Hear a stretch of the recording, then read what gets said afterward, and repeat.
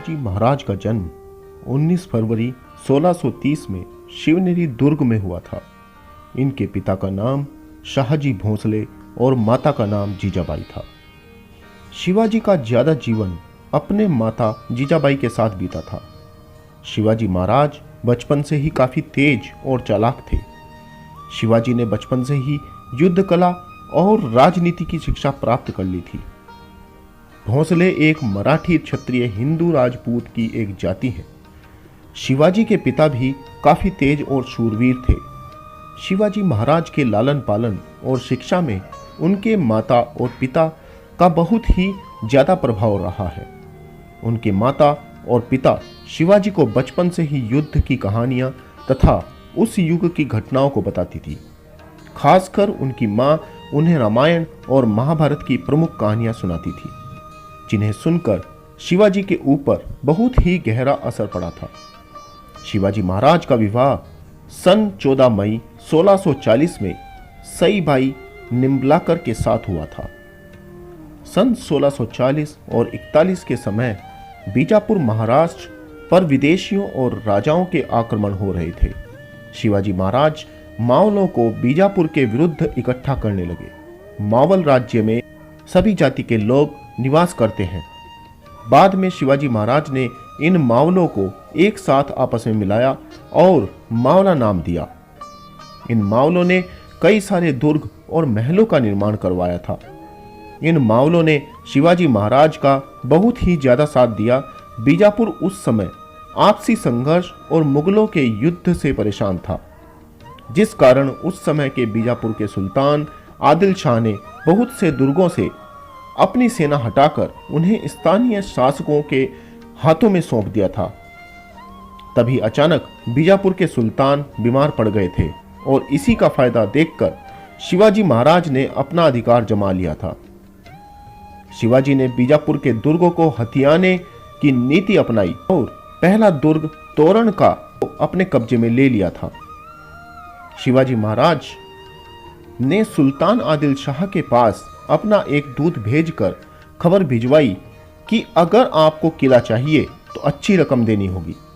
किले के साथ साथ उनका क्षेत्र भी उनको सौंप दिया जाएगा। शिवाजी महाराज इतने तेज और चालाक थे कि आदिल शाह के दरबारियों को पहले से ही खरीद लिया था। शिवाजी के साम्राज्य विस्तार नीति की भनक जब आदिल शाह को मिली थी, तब वह देखते रह गया।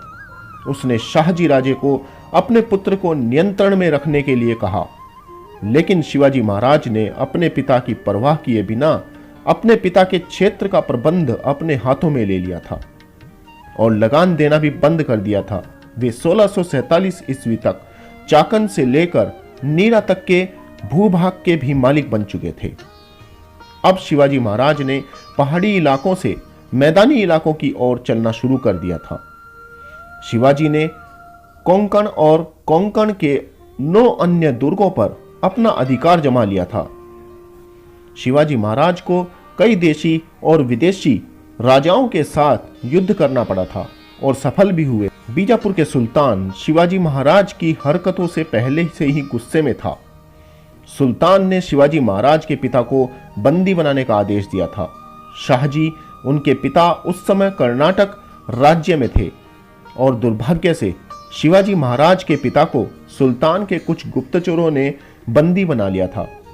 उनके पिता को एक शर्त पर रिहा किया गया कि शिवाजी महाराज बीजापुर के किले पर आक्रमण नहीं करेंगे। पिताजी की रिहाई के लिए शिवाजी महाराज ने भी अपने कर्तव्य का पालन करते हुए 5 सालों तक कोई युद्ध नहीं किया और तब शिवाजी अपनी विशाल सेना को मजबूत करने में लगे रहे। शाहजी की रिहा के समय जो शर्तें लागू की थी, उन शर्तों में शिवाजी ने पालन तो किया, लेकिन बीजापुर के साउथ के इलाकों में अपनी शक्ति को बढ़ाने में ध्यान लगा दिया। पर इससे जावली नामक राज्य बीच में रोड़ा बना हुआ था। उस समय यह राज्य वर्तमान में सतारा महाराष्ट्र के उत्तर और वेस्ट के कृष्णा नदी के पास था। कुछ समय बाद शिवाजी ने जावली पर युद्ध किया और जावली के राजा के बेटों ने शिवाजी के साथ युद्ध किया और शिवाजी ने दोनों बेटों को बंदी बना लिया था और किले की सारी संपत्ति को अपने कब्जे में ले लिया था। और इसी बीच कई शिवाजी के साथ मिल गए थे। मुगलों के शासक औरंगजेब का ध्यान उत्तर भारत के बाद साउथ भारत की तरफ गया।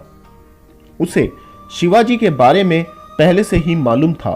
औरंगजेब ने दक्षिण भारत में अपने मामा शाइस्ता खान को सूबेदार बना दिया था। शाइस्ता खान अपने 1,50,000 सैनिकों को लेकर पुणे पहुंच गया और उसने 3 साल तक लूटपाट की।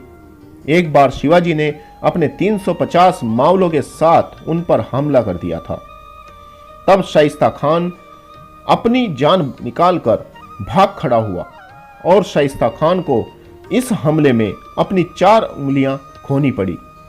इस हमले में शिवाजी महाराज ने शाइस्ता खान के पुत्र और उनके 40 सैनिकों का वध कर दिया था। उसके बाद औरंगजेब ने शाइस्ता खान को दक्षिण भारत से हटाकर बंगाल का सूबेदार बना दिया था। इस जीत से शिवाजी की शक्ति और मजबूत हो गई थी। लेकिन 6 साल बाद शाइस्ता खान ने अपने 15,000 सैनिकों के साथ मिलकर राजा शिवाजी के कई क्षेत्रों को जलाकर तबाह कर दिया था। बाद में शिवाजी ने इस तबाही को पूरा करने के लिए मुगलों के क्षेत्रों में जाकर लूटपाट शुरू कर दी। सूरत मुसलमानों का हज पर जाने का एक प्रवेश द्वार था। शिवाजी ने 4,000 सैनिकों के साथ सूरत के व्यापारियों को लूटा, लेकिन उन्होंने किसी भी आम आदमी को अपने लूट का शिकार नहीं बनाया।